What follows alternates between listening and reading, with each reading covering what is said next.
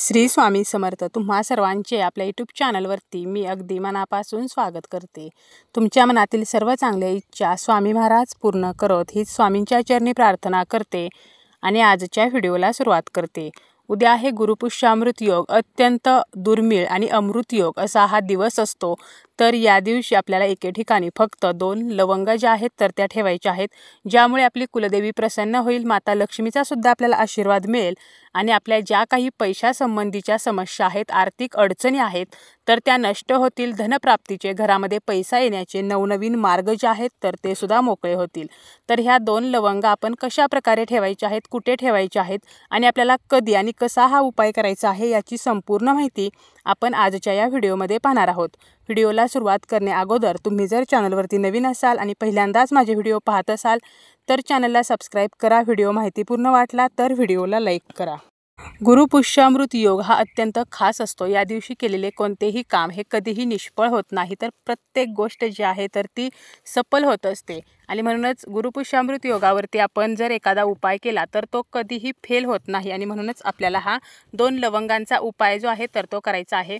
यासाठी आपल्याला काय करायचं आहे, सर्वप्रथम ब्रह्ममुहूर्तावरती आपल्याला उद्या उठायचं आहे, आपली देवपूजा वगैरे आटोपायची आहे आणि यानंतर आपल्याला हा उपाय जो आहे तर तो करायचा आहे.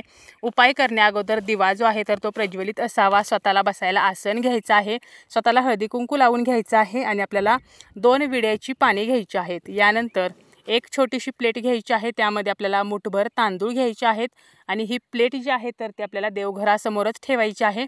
त्यावरती विड्याची पाने, त्या पानाचे देठ समोरील बाजूला येतील अशा प्रकारे ठेवायची आहेत. यानंतर आपल्याला काय करायचं आहे, ही जी विड्याची पाने आहेत तर ती बघा एकावरती एक येतील तर अशी ठेवायची आहेत.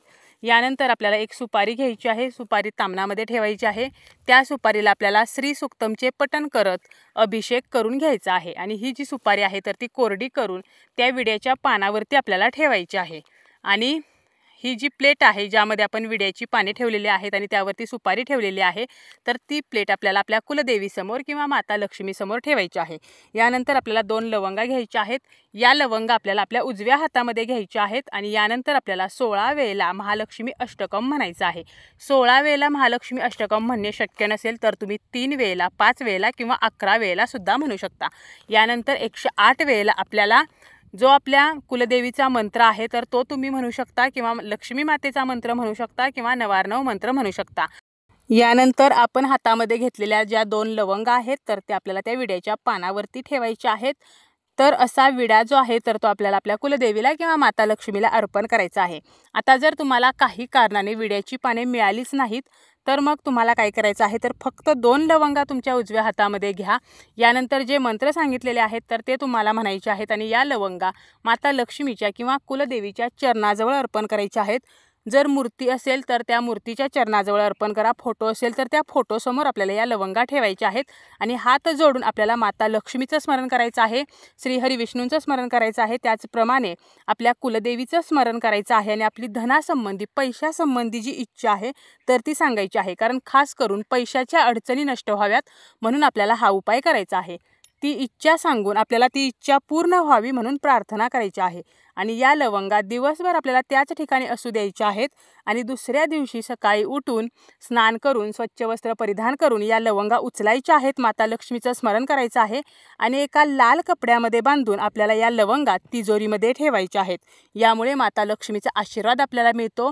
पैशासंबंधी, धनासंबंधीच्या ज्या इच्छा आहेत तर त्या पूर्ण होतात. लवंगा घेताना फूल असलेले अखंड लवंग घ्यायचे आहेत. लवंग ज्या आहेत तर त्या माता लक्ष्मीला अतिशय प्रिय आहेत. माता लक्ष्मीला आकर्षित करण्याचं काम लवंगा करत असतात.